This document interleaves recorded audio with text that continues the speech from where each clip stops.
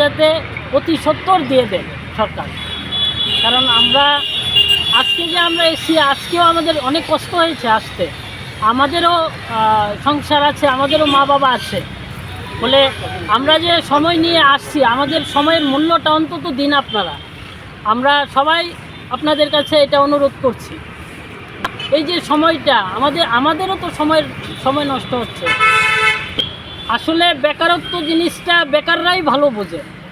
আমরা 2022 সালে কাগজপত্র জমা দিয়েছি, হ্যাঁ বলেছিল যে হয়ে যাবে, ইতিমধ্যে হয়ে যাবে। আমরা গত বছরও এসেছিলাম, বলেছি যে 1 মাসের মধ্যে হয়ে যাবে, কিন্তু হয়নি। কিন্তু গত বছরের 1 মাসের মধ্যে যেটা হয়ে যাওয়ার কথা ছিল, আজকে 2026 সাল, তারপরেও কোনো রকম আমরা খবর পাচ্ছি না, কোনো রকম অফিসিয়ালি আমরা খবর পাচ্ছি না। আমরা যদি অন্তত পক্ষে জানতে পারতাম যে কত তারিখ নেওয়া হবে, তাহলে কিন্তু আমরা আর আসতে হয় না।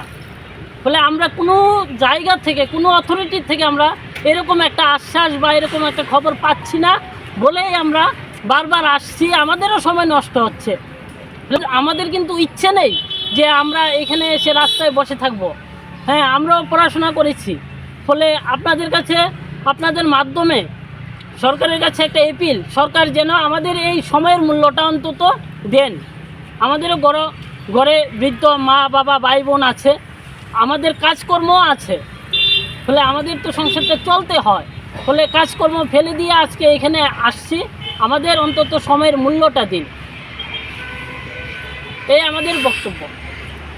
নিশ্চয়ই এতগুলা কথা যে বললাম, মুখ্যমন্ত্রীর কাছে আমরা বলতে চাই, মাননীয় মুখ্যমন্ত্রী স্যার, আপনি আমাদের এই সময়ের মূল্যটা দিন।